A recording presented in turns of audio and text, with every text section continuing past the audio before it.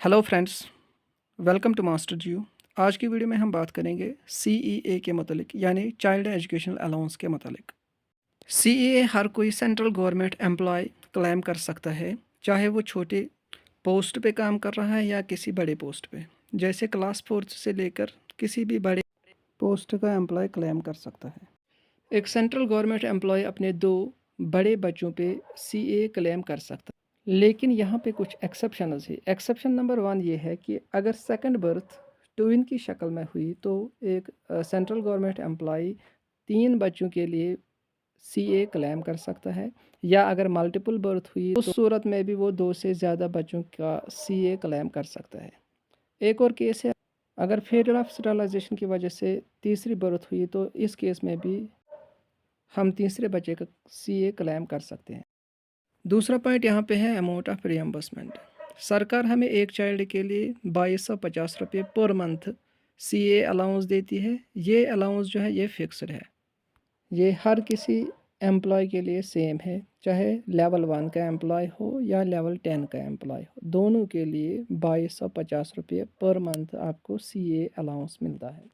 अगर हमारा बच्चा हॉस्टल में स्टे कर रहा है तो हम हॉस्टल सब्सिडी यहाँ पे क्लेम कर सकते हैं, जो हमें मिलता है 6750 रुपये पर मंथ के हिसाब से। इसके अलावा अगर स्पेशली एबल चाइल्ड है, जिसको हम दिव्यांग चाइल्ड बोलते हैं, तो उसके लिए ये CA जो है ये नॉर्मल रेट से बिल्कुल डबल है, 4500। 1 जनवरी 2024 से जो ही DA 50% टच करेगा, CA रेट इसमें 25% की बढ़ोतरी होगी। तीसरा पॉइंट जो यहाँ पे है वो है एज लिमिट। सरकार ने कोई मिनिमम एज लिमिट बच्चे के लिए नहीं रखा है। हाँ, अपर लिमिट रखा है दिव्यांग चाइल्ड के लिए 22 साल और नॉर्मल चाइल्ड के लिए 20 साल या 12th क्लास तक, जो भी इनमें से पहले हो। CA हम नर्सरी क्लास से लेकर 12th क्लास तक क्लेम कर सकते हैं। इसके अलावा अगर हमारा बच्चा डिस्टेंस लर्निंग या कॉरस्पॉन्डिंग्स थ्रू पढ़ रहा है तो यहाँ इस केस में भी हम CA claim. Child educational allowance एक गवर्नमेंट एम्प्लॉय, चाहे वो सर्विस में हो, चाहे वो सस्पेंशन में हो या चाहे वो लीव में हो, तीनों केसों में एक गवर्नमेंट एम्प्लॉय CA क्लेम कर सकता है। कोई पीरियड अगर डाइज नन ट्रीट किया जाता है तो इस सूरत में एक गवर्नमेंट एम्प्लॉय अपना CA क्लेम नहीं कर सकता है।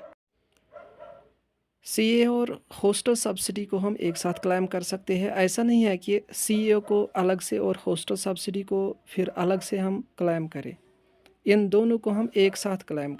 एक और केस है, अगर दोनों हस्बैंड वाइफ गवर्नमेंट एम्प्लॉय है तो इस सूरत में एक ही CA को क्लेम कर सकता है।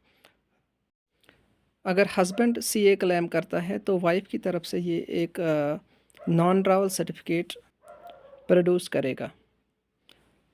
हॉस्टल सब्सिडी के लिए कुछ टर्म्स है, तो कंडीशन ये है कि अगर किसी रेजिडेंशियल एजुकेशनल इंस्टीट्यूट में हमारा बच्चा स्टे कर रहा है तो कम से कम ये हमारे घर से 50 किलोमीटर की दूरी पर होना चाहिए। इसके अलावा अगर हमारे बच्चे की परफॉर्मेंस क्लास में वीक है तो इस पर CA या हॉस्टल सब्सिडी पे कोई इफ़ेक्ट नहीं पड़ेगा। आसान भाषा में हम ऐसे बोल सकते हैं, अगर हमारा बच्चा एक ही क्लास में फेल होगा तो भी CA और हॉस्टल सब्सिडी इसकी स्टॉप नहीं होगी।